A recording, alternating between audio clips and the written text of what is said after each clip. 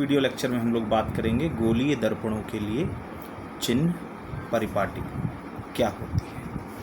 अगर आपको गोलीय दर्पणों के लिए चिन्ह परिपाटी का ज्ञान नहीं होगा तो आप गोलीय दर्पणों से संबंधित आंकिक प्रश्नों को हल करने में आपको समस्या आएगी।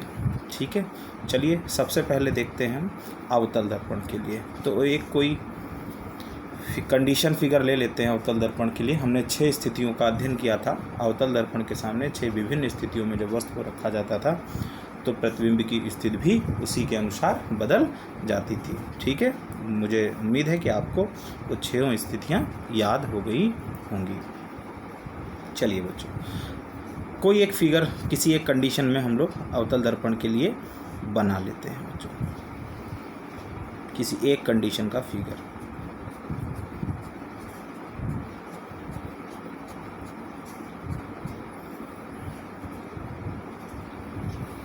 चलिए दूसरी कंडीशन का फिगर हम लोग बना लेते हैं, जिसमें वस्तु को हम लोग कहाँ रखते हैं। ये ध्रुव है, ये F है, ये C है। वस्तु को हम लोग कहाँ रखते हैं बच्चों, अनंत व C के बीच, बियॉन्ड C रखते हैं। ये A है, ये B है। ठीक है, तो बच्चों इसको स्टार्ट करने से पहले आप जान लीजिए, चिन्ह परिपाटी का सबसे पहला रूल है कि आप वस्तु की दूरी हो या प्रतिबिंब की दूरी हो या फोकस दूरी हो या वक्रता त्रिज्या हो, ये सारी की सारी दूरियां जो हैं वो दर्पण के ध्रुव से मापी जाएंगी। दर्पण के ध्रुव से मापी जाएंगी, इस डायरेक्शन में। समझ में आ रहा है? ना कि दर्पण के ध्रुव से, चाहे वस्तु इधर हो या इधर हो, प्रतिबिंब इधर हो या इधर हो। ये दोनों जो दूरियां मापी जाती हैं वो दर्पण के ध्रुव से नापना शुरू करते हैं, इधर भी। ठीक है, आगे बात समझ में। तो ये वस्तु AB दर्पण के ध्रुव से ये जितनी दूर होती है, इस दूरी को बच्चों हम लोग लिखते हैं U से। किससे लिखते हैं बच्चों? इसको हम लोग लिखते हैं स्मॉल u से। अभी बताऊंगा इसका मान माइनस में क्यों रखते हैं। ठीक है, अभी फ़िलहाल इतना जान लीजिए कि दर्पण के ध्रुव से वस्तु की दूरी को किससे लिखते हैं, U से लिखते हैं। चलिए इसमें बनाते हैं हम लोग वस्तु AB का प्रतिबिंब अवतल दर्पण के द्वारा।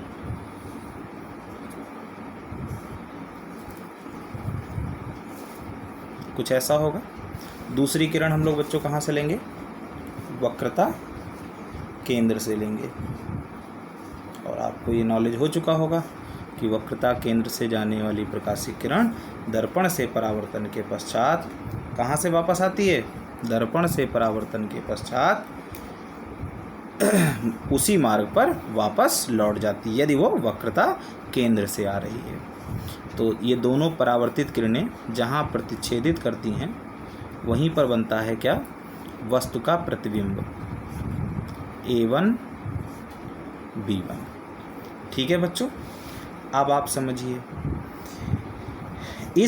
अब दर्पण के ध्रुव से इस प्रतिबिंब की दूरी, तो दर्पण के ध्रुव से, तो दर्पण का ध्रुव ये है, दर्पण के ध्रुव से इस प्रतिबिंब की दूरी को हम लिखते हैं V से।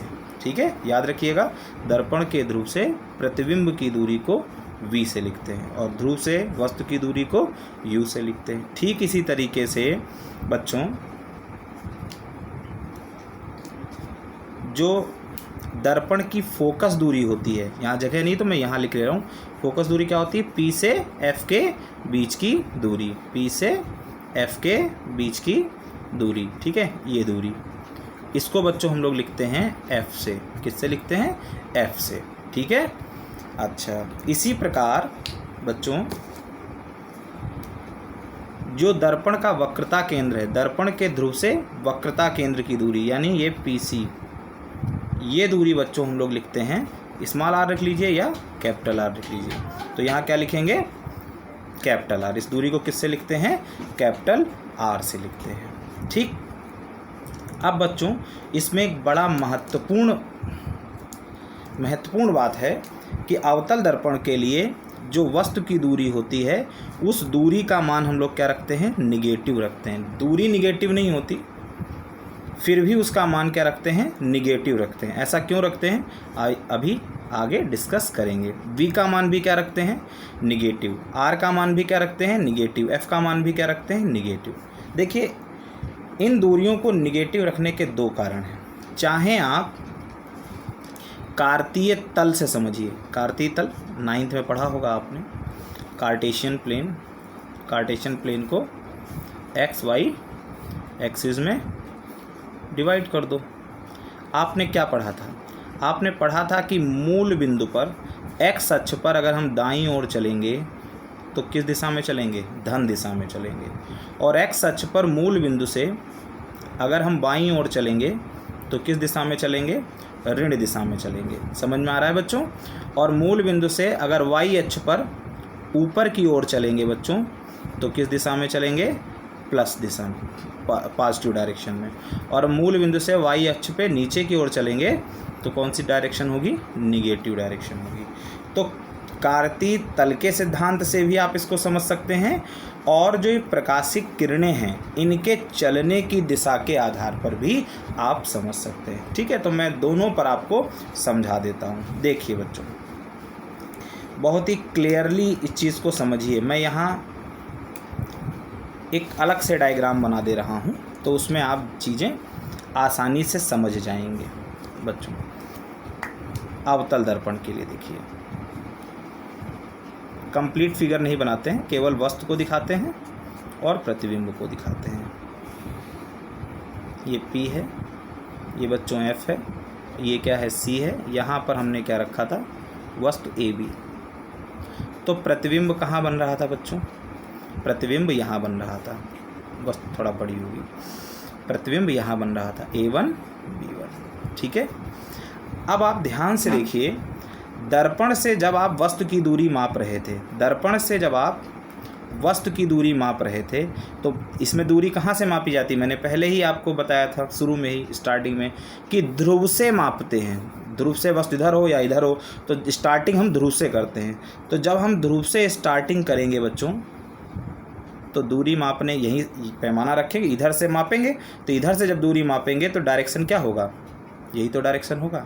लेकिन जो हमने प्रकाशिक किरण ली थी बच्चों, जो हमने प्रकाशिक किरण ली थी उसका डायरेक्शन क्या था,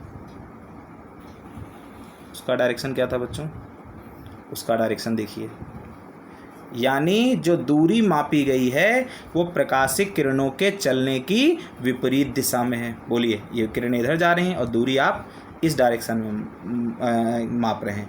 यही कारण है कि आप U का मान किस में रखते हैं, माइनस में रखते हैं। किस में रखते हैं, माइनस में रखते हैं। दूसरा कारण आप समझ लीजिए, दूसरा कारण कैसे समझेंगे, मान लीजिए कार्तीय तल से इसी चीज़ को समझ लीजिए। अभी आपने समांतर किरणों से समझा, कार्तीय तल में, कार्तीय तल समझने, इस P को आप मान लीजिए मूल बिंदु। क्या मान लीजिए इसको, मूल बिंदु। तो देखिए यहाँ पर एक्सिस बना लीजिए, तो ये एक्स एक्सिस हो गई और ये क्या हो गई, वाई एक्सिस।